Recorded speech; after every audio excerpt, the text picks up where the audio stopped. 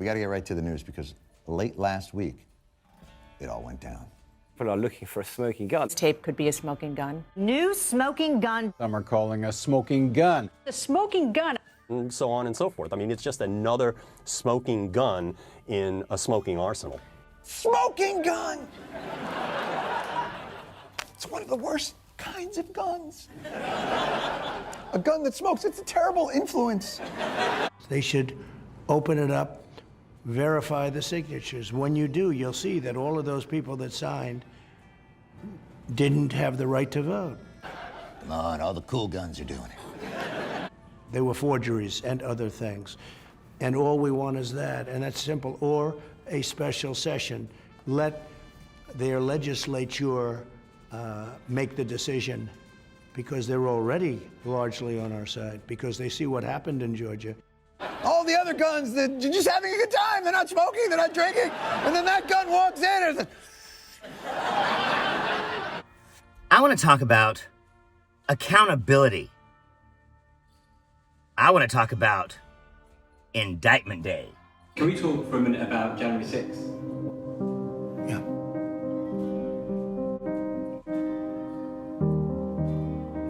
Well, it was a sad day, but it was a day where there was great anger in our country. Now, we went into Iraq because we didn't want the smoking gun to be in the form of a mushroom cloud. What was this gun smoking?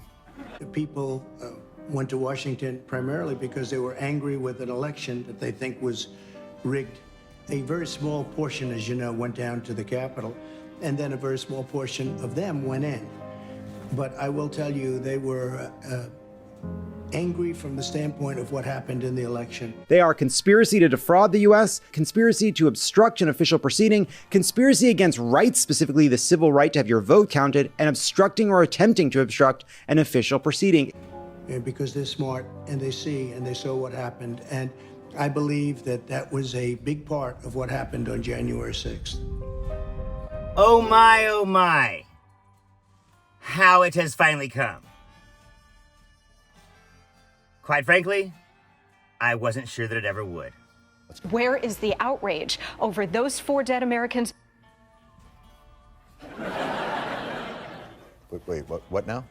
We now know that the White House had a conspiracy where essentially what they Immediately identified 5 of Trump's co-conspirators, including all of your favorite garbage pail kids like Rudy, John Eastman, Sidney Powell, and former Justice Department official Jeffrey Clark. Will the mainstream media even pay attention? The mainstream media is giving President Obama a pass on Benghazi. Where was that outrage? The president and the White House created a political agenda. Where's the media outrage? They knew it was a terrorist attack from the get-go. Nobody seems to care. People lying, but the people bringing this, and this count they have here, conspiracy against rights, they should be indicted for conspiracy against rights for bringing this indictment. Only one who has stayed on this story, who has not let go of it. Where's the outrage there?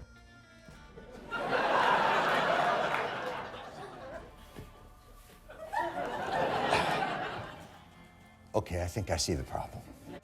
There is nobody that has ever served in politics that needs to go to prison more than this group of yahoos.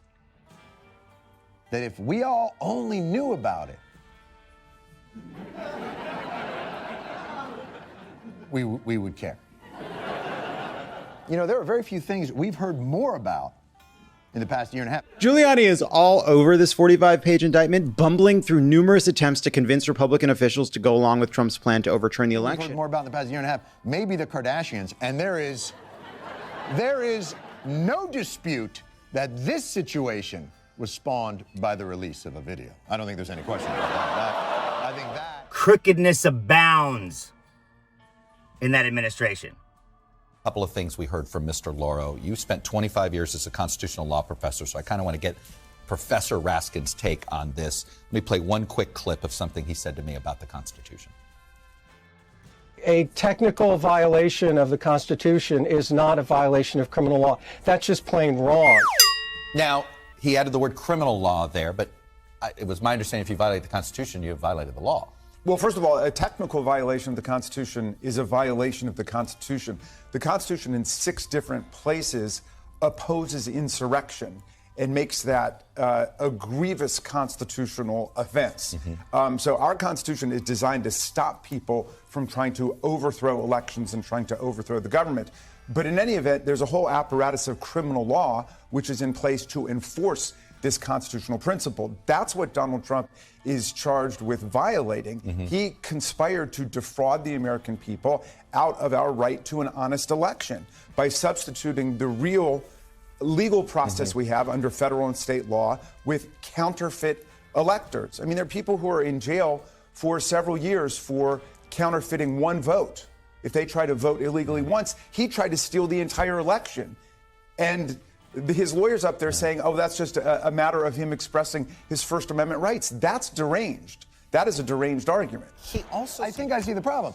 Here's your problem. You're asking people to get outraged about an intelligence failure that tragically led to some Americans losing their lives.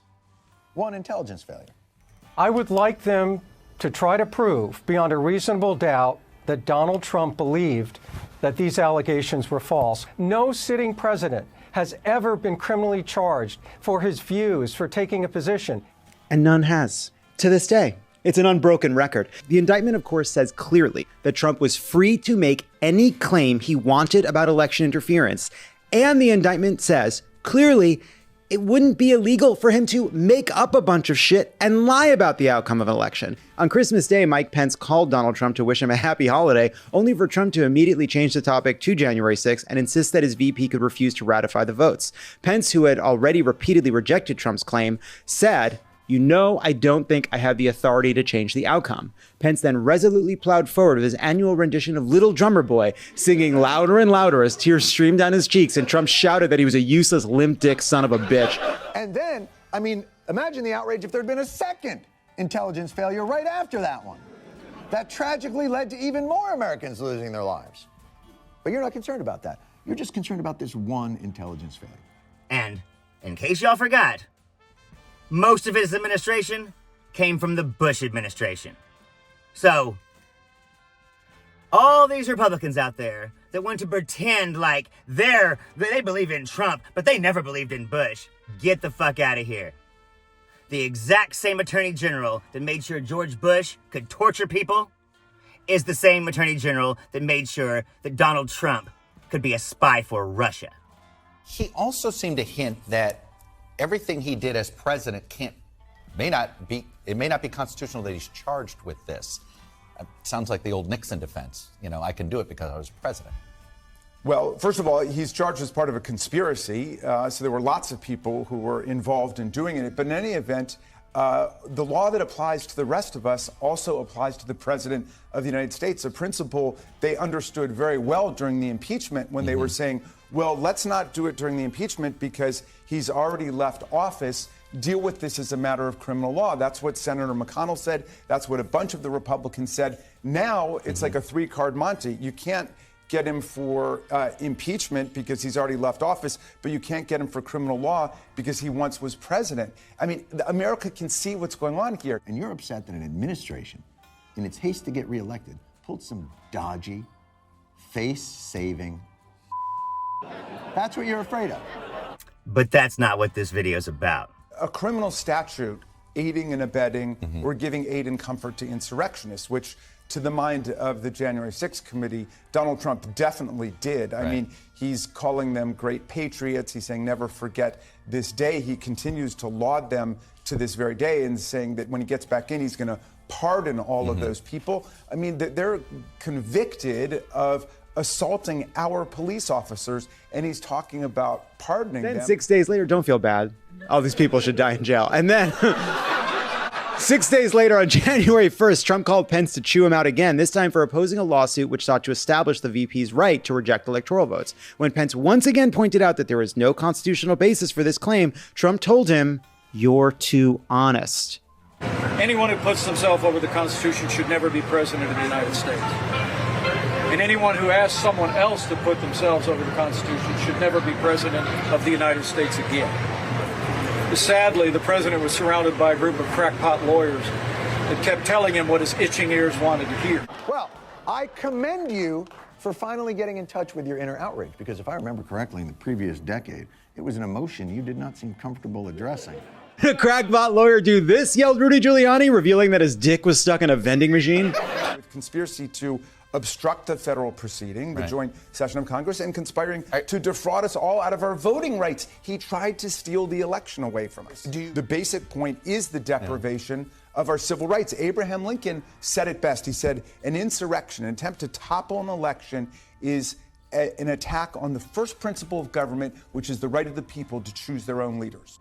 Oh my, how our chickens have come home to roost. All these Republicans can talk about how, well, they really, never really liked Trump. They like the policies. Get the fuck out of here. Y'all loved it every day when he owned the libs. Well, guess what? Y'all are all being owned right now.